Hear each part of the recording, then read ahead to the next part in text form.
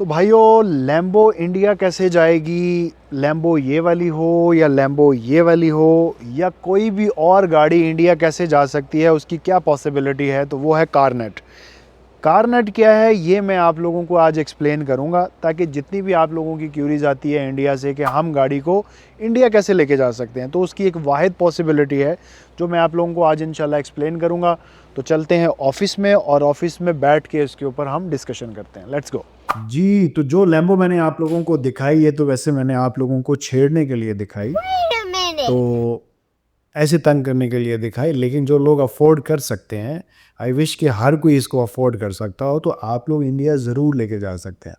अच्छा, अब मैं आपको प्रोसेस बताता हूँ, क्योंकि हमारे पास बहुत ज़्यादा क्यूरी जो है ना, वो इंडिया से आती है। अगर मैं आपको ऐसे बताऊँ तो मेरा ख़्याल है कि 45% जितनी भी हमारी रीच है वो इंडिया से है। जितनी 45% लोग जो मैसेजेस करते हैं वो इंडिया से करते हैं। लेकिन अनफॉर्चुनेटली वहाँ की जो गवर्नमेंट है वो उनके अपने रूल हैं, तो हम उनके रूल्स पे तो कुछ नहीं कर सकते। उस पे हम बहुत ज़्यादा इंडियंस को फैसिलिटेट नहीं कर पाते। जैसे ही हम कोई अच्छी गाड़ी, कोई बेहतरीन गाड़ी, स्पोर्ट्स या वैसे ही मसल कार्स कुछ भी हम अपलोड करते हैं, तो सबसे ज़्यादा जो मैसेजेस आते हैं वो इंडिया से आते हैं।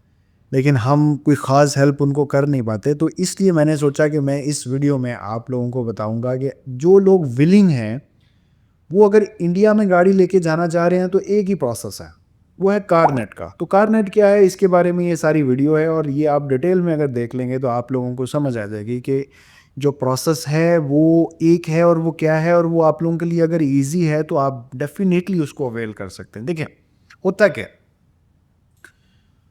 अब इंडिया और पाकिस्तान में गाड़ियों की जो ऑप्शंस हैं वैसे तो बहुत हैं, बहुत सारे लोग इंपोर्ट करते हैं। हमने खुद काफ़ी बड़ी बड़ी गाड़ियां रखी हुई हैं, आप लोगों के पास भी होंगी, लेकिन इतनी ऑप्शंस नहीं है जितनी हमारे पास यूएई के अंदर ऑप्शन है, जितनी दुबई के अंदर हमारे पास गाड़ियों की ऑप्शन है, जितनी इवन के फास्ट व्हील के पास है। और जो हम अपनी गाड़ियाँ रेगुलर यूज़ करते हैं, क्योंकि हमारी रेंटल कंपनी भी है, तो हम उन गाड़ियों के भी मज़े ले रहे होते हैं। हमारा एक बहुत बड़ा वॉल्यूम अल्हम्दुलिल्लाह 200-250 गाड़ी फास्ट व्हील पे खड़ी होती है, तो उनके भी हम इंजॉय कर रहे होते हैं। तो इतनी इंजॉयमेंट ना पाकिस्तान में मिलेगी ना इंडिया में मिलेगी, इतनी ऑप्शंस नहीं है वहाँ पे। तो असल में अब जो अगर यूई की गाड़ी हमें लेके जानी है स्पेशली इंडिया में, तो उसके लिए हम क्या कर सकते हैं, उसका प्रोसेस क्या है, उसका सिस्टम क्या है, ये मैं सारा आप लोगों को एक्सप्लेन कर देता हूँ इस वीडियो में। देखिए, एक ऑप्शन होती है कारनेट की। कारनेट क्या है कि काइंड ऑफ एक पासपोर्ट है, जिससे आप अपनी गाड़ी किसी और कंट्री में कैरी कर सकते हो, अगर उधर की गवर्नमेंट या उस कंट्री को ये मतलब एलिजिबल किया गया है कि वो कारनेट की सर्विस में आती है। जैसे आई थिंक, अगर मैं रॉन्ग नहीं हूँ, तो कोई 90 से 100 कंट्रीज़ ऐसी हैं जहाँ पे कारनेट की सर्विस को इस्तेमाल किया जा सकता है, जिसमें इंडिया भी एक है, और मेरी आज स्पेशली वीडियो भी इंडियंस के लिए है। तो कारनेट में क्या होता है कि कारनेट काइंड ऑफ एक पासपोर्ट है किसी भी गाड़ी का। तो मान लो कि अगर आपको जो लैम्बो मैं आपको दिखा रहा हूँ, अगर आपको ये लेके जानी है, तो इसकी एक सिक्योरिटी डिपॉजिट होता है। वो गाड़ी की वैल्यू के अकॉर्डिंग निकलता है, लाइक 100,000 भी हो सकता है, 70,000 भी हो सकता है, 40,000 हो सकता है, और ये डिपॉजिट है, ये रिफंडेबल है। ठीक है, एक आपको डिपॉजिट जमा करवाना पड़ता है कैश की कंडीशन में, और एक 100,000 का चेक डिपॉजिट करवाना पड़ेगा। अच्छा, इसमें होता क्या है कि जो लोग यूएई के अंदर रहते हैं, ये सिर्फ सर्विस उसी वही लोग अवेल कर सकते हैं। या अगर आपका भाई है, वो कोई गाड़ी चाह रहा है और वो इधर बैठा हुआ है, एक भाई यूएई के अंदर है और एक भाई इंडिया के अंदर है, तो ये वाला भाई अपने उस भाई को ये गाड़ी भिजवा सकेगा, लेकिन सारी डॉक्यूमेंटेशन, चेक और बाकी जितनी भी डॉक्यूमेंटेशन है, वो सारी इस बंदे की लगेंगी जो यूएई के अंदर रहता है। तो आपके पास अगर आईडी है, आप यूएई रेजिडेंट हो, तो आप ये गाड़ी भेज सकते हो। तो पहली चीज़ इसके लिए क्या है कि उस गाड़ी की वैल्यू के अकॉर्डिंग एक कैश डिपॉजिट सबमिट होगा।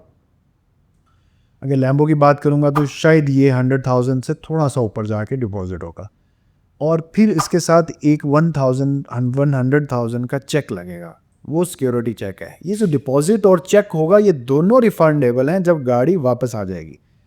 इस गाड़ी को हम टेम्परेरीली लेके जा सकते हैं, जिसका टाइम फ्रेम जो है वो 6 मंथ का है। 6 मंथ को हम इस गाड़ी को दुबई से उठा के इंडिया में लेके जा सकते हैं। इसमें ट्रैवलिंग टाइम भी वही होगा, और इसी टाइम फ्रेम के अंदर ये गाड़ी हमें वापस दुबई में लेके आनी पड़ेगी और सेम कंडीशन में लेके आनी पड़ेगी, अच्छी कंडीशन में लेके आनी पड़ेगी।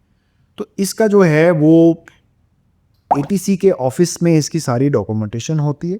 वो अगर हम कोई इंटरेस्टेड होगा, कोई वाकई ही इंटरेस्टेड होगा, तो हम सारा प्रोसेस आप लोगों को गाइड कर देंगे। एटीसी के ऑफिस में जाके तो ये आप लोगों को एक तरह से उस गाड़ी का पासपोर्ट इशू करवाना पड़ेगा। उस गाड़ी का पासपोर्ट इशू होगा तो फिर वो गाड़ी को आपको एक्सपोर्ट करना होगा टू इंडिया।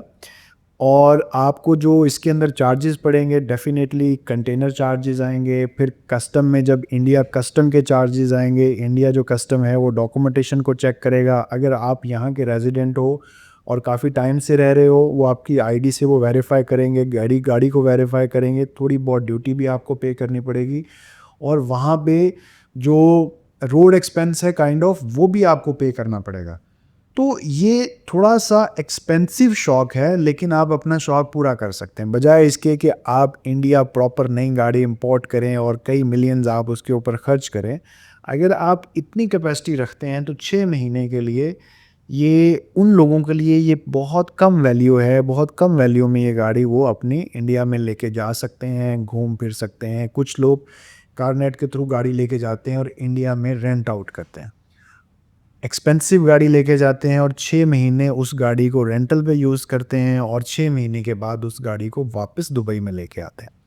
तो जितने लोग हमें डिफरेंट गाड़ियों पे मैसेज करते हैं कि क्या मैं इंपोर्ट कर सकता हूँ, तो ये सब उनके लिए है कि भाई हमारे पास जो सैलवेज गाड़ी है ये आप इंपोर्ट नहीं कर सकते इंडिया।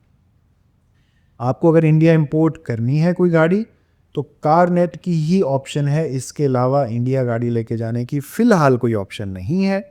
जब तक आपकी गवर्नमेंट अलाउ नहीं करेगी ये पॉसिबल नहीं होगा। नई गाड़ी जाती है लेकिन उसकी ड्यूटी बहुत ज़्यादा हाई होती है। तो दुबई तो लोग इसलिए हमारे साथ कांटेक्ट करते हैं ना कि हम गाड़ी सस्ती बेचते हैं, हमारे पास सस्ती गाड़ी है। जो इंडिया में बहुत एक्सपेंसिव गाड़ी है वो हमारे पास नॉर्मल प्राइस में खड़ी होती है यहाँ पर, ठीक है। हम उसको पूछ भी नहीं रहे होते कि यार ये खड़ी है, इसको आगे ले आएँ, साफ़ कर लें। तो पॉइंट सिर्फ आप लोगों को बताने का ये है कि कारनेट के अलावा कोई और पॉसिबिलिटी नहीं है और वो भी इतना इजी नहीं है।